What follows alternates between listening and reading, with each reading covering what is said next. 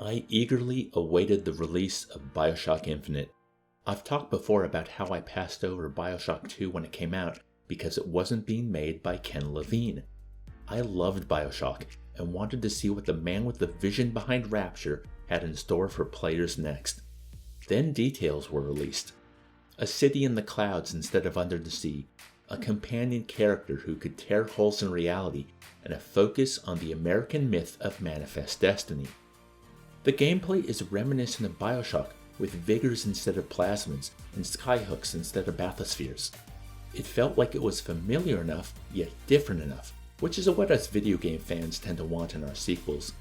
It reviewed and sold well too, before us critics began writing about it. After all this time, in 2020, the critical consensus is the game is a failure. It was pulled in too many directions, and everything it tried to do, it did not do well. After my recent playthrough to acquire this footage and re-familiarize myself with the game, I find myself agreeing. I enjoyed moments of Bioshock Infinite, but it did feel conflicted and ultimately unsatisfying. Because of this feeling, I would like to ask the question of what Bioshock Infinite as a work is trying to say, and then maybe we can come to an understanding if it was successful or not. Before we can understand what Bioshock Infinite is trying to say, we need to know what happens during a playthrough of it. If you haven't played the game before, I am about to go through the plot. Now would be a good time to back out of the video if you still wish to play the game for yourself without knowing what happens. For those of you who have played the game, think of this as a refresher so we're all on the same page. Good. We play Booker DeWitt. At the start of the game, a man and a woman are rowing him towards a lighthouse. Booker has made a deal to enter the city of Columbia to retrieve a girl named Elizabeth, bring us the girl, and wipe away the debt. He takes a rocket up to a city in the clouds and finds himself in the middle of a festival. After taking in the sights and sounds, Booker is chosen in a raffle to throw a baseball at an interracial couple as part of the festivities. But before we as the player can make a choice about who to throw the ball at, a guard recognizes Booker's tattoo as the mark of what they call the false shepherd. It seems the city has been warned about Booker's arrival. Guards try to stop him, Booker murders them, and the game begins in earnest. Fighting his way to Elizabeth's tower, Booker finds the girl is being kept locked up because she possesses the ability to open up tears in reality. She's also missing her pinky finger on one hand. Remember this, it's important for later. The two escape from not only the tower, but the giant metallic songbird guarding Elizabeth as well. When they reach an airship, Booker sets the destination to New York. He lied to Elizabeth, telling her they were going to Paris. She knocks Booker out and runs away.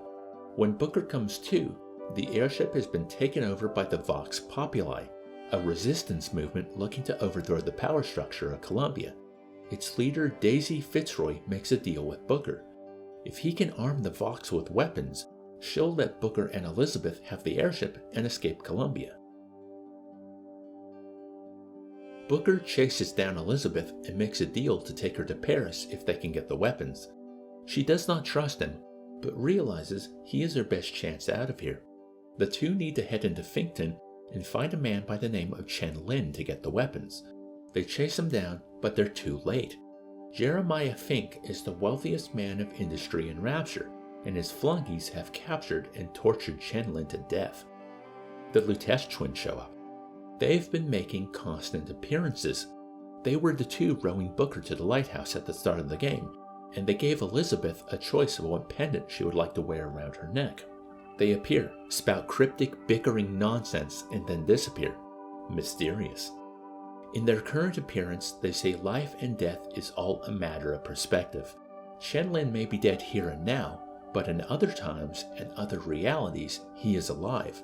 It's all about how you look at it.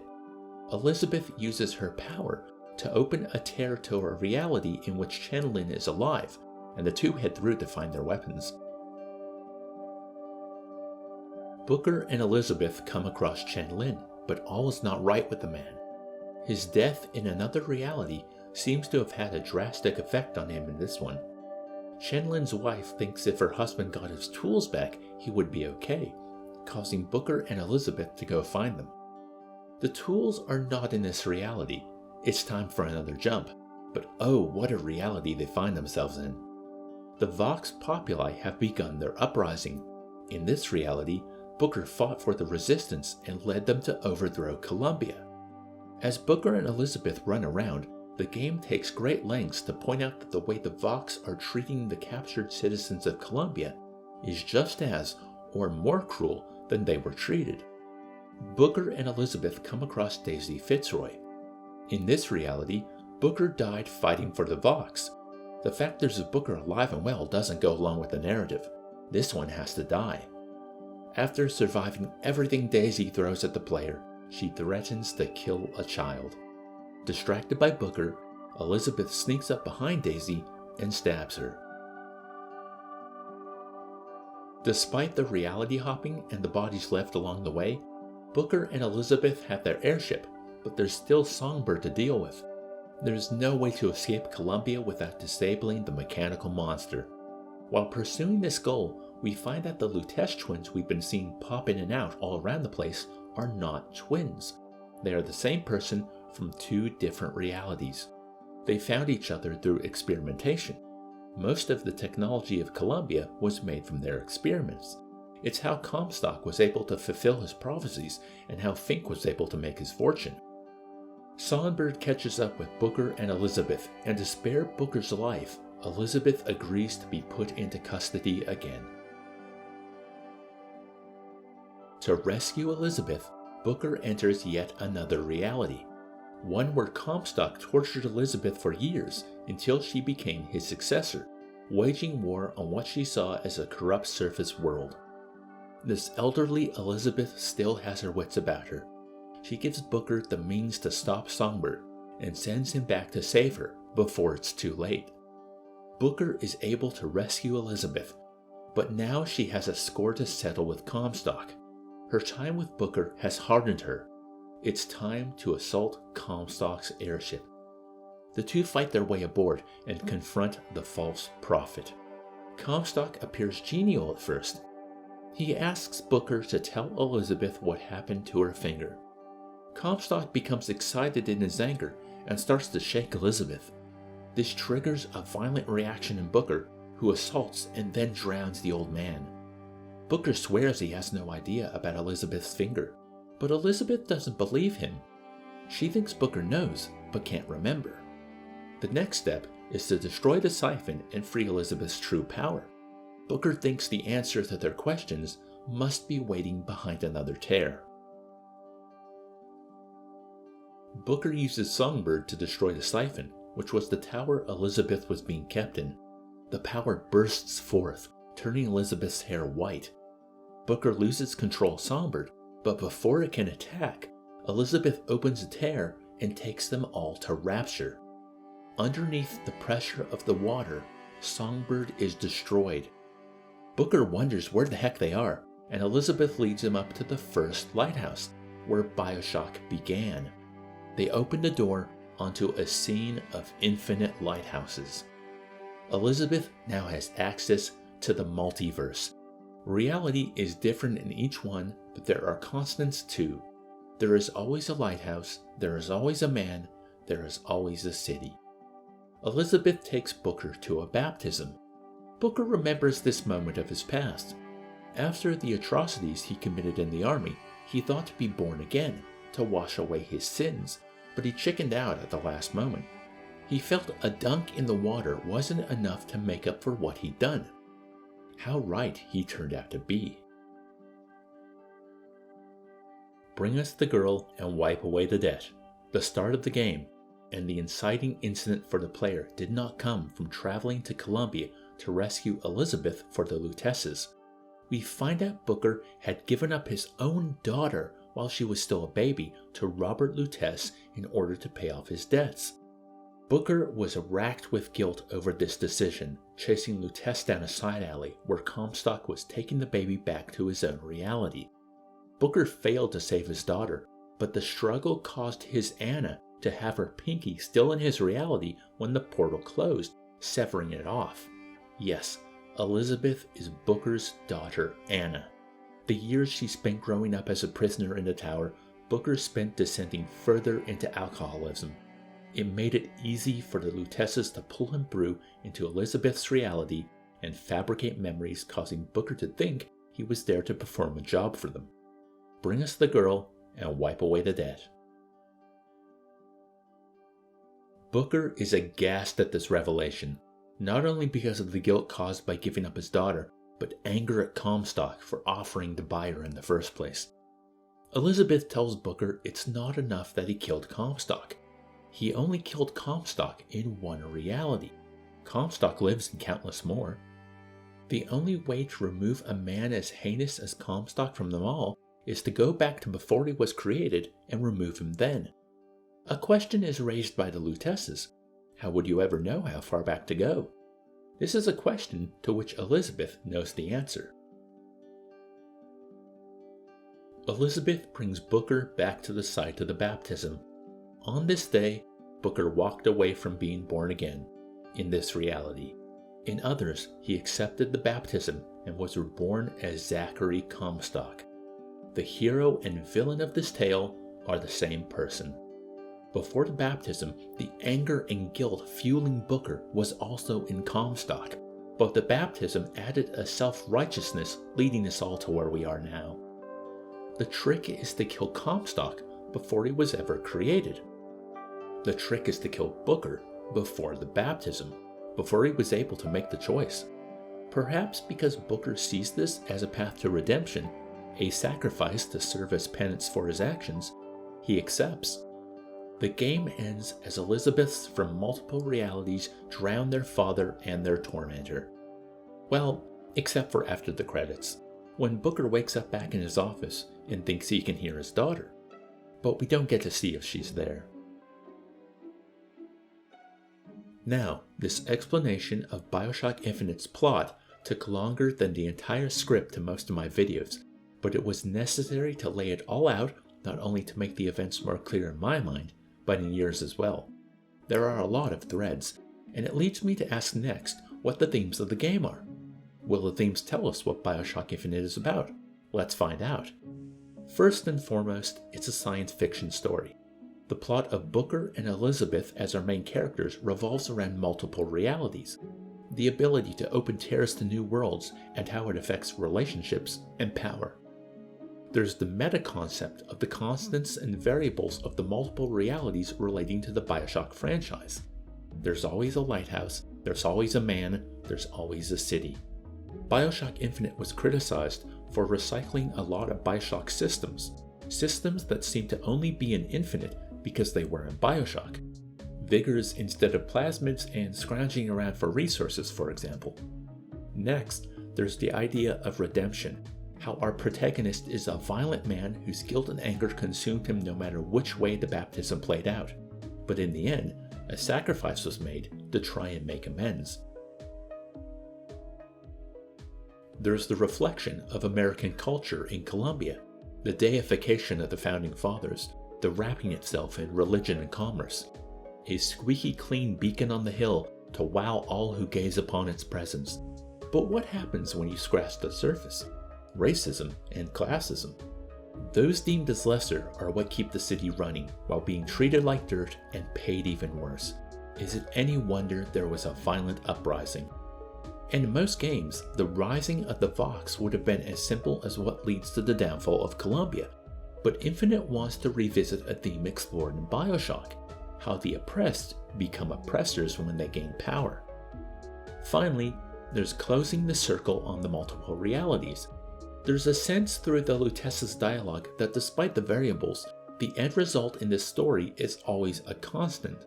No matter the choices made, everything ends up in the same place. And here we thought Bioshock Infinite was missing the meta-commentary on the video game medium Bioshock became lauded for. But are any of these ideas what Bioshock Infinite is about? Are any of these themes more important to understanding what it's trying to say than others? The problem is they're all tied together. Columbia is impossible without the Lutece's research into multiple realities. Columbia couldn't exist without its underclass. It wouldn't exist without Booker DeWitt. The Booker who committed so many atrocities for the US that he sought redemption was reborn and created a new America in the sky, continuing a cycle of atrocity. Elizabeth wouldn't exist without Comstock, and Anna wouldn't exist without Booker, even though they were once the same. The villain of Bioshock Infinite, Zachary Comstock, is responsible for the creation of Columbia, and our hero, Booker DeWitt, is responsible for its destruction. Booker is the linchpin of Bioshock Infinite. Take him out and it all falls apart. The Lutesses set this tale in motion, but without Comstock, there would only ever be one Lutess. Once again, it comes back to Booker. Everything happening for good or ill in this story is his fault. This is why Elizabeth wants to stop this story from happening in the first place, but not until she gets Booker's blessing to go through with what must be done. And I'm unsure drowning DeWitt solved anything. There's the post-credit stinger for one. Booker exists in another timeline, and it seemed ridiculous to me you could remove someone from the million worlds Elizabeth was talking about earlier. If true, the act of drowning Booker was solely for Elizabeth. The consequences of Columbia caused such suffering that even if it's impossible to remove it from the timeline, Elizabeth needed to try. I think, however, she drowned Booker for his own sake. Elizabeth didn't want to kill her father, and it won't do any good, but for this one version of the character, it will allow him to make a sacrifice, to try and balance the scales, thinking his death has done at least a small amount of good in a multiverse he enacted such harm in. Bring us the meaning and wipe away the game. It's easy to be cynical about the post-credit stinger as a window for future games in this multiverse. The circle was meant to close with the death of Booker, even if it was futile to try, and it's time to move on. Well, after the DLC, of course. As of this writing, I have not played Burial at Sea. I will be doing so after this video is out, and we'll see if it changes any of my ideas about what Bioshock Infinite is. While the multiverse alludes to many other Bioshock games that could be made, it also alludes to how many other games this team could have made. Coming full circle myself, a lot of the criticism of Bioshock Infinite is how inadequately it handles the topics it brings up. From the mythologizing of America, to its addressing of classism and racism, to the idea of infinite worlds and the tears they provide being underutilized. Plenty has been written on how disappointing Bioshock Infinite is as a shooter. How many would have preferred to walk through the streets of Columbia without any killing whatsoever. But of course, that's not the game they were trying to make, or the story they were trying to tell. A game with Booker DeWitt, much like America, is going to have violence baked into it. A game about Booker DeWitt is going to have little else. Bioshock Infinite feels like a game pulled in too many directions. It has too much it wanted to be, and thus cannot comment on or execute any of its ideas well. About the only success is its presentation, and just like Columbia, it's surface level. It's not that there's rot underneath the veneer of Bioshock Infinite, but there is chaos. Nothing cohesive, at least. Ironic, because a game wanting to be about so much ended up saying nothing at all, or at least not to anyone's satisfaction.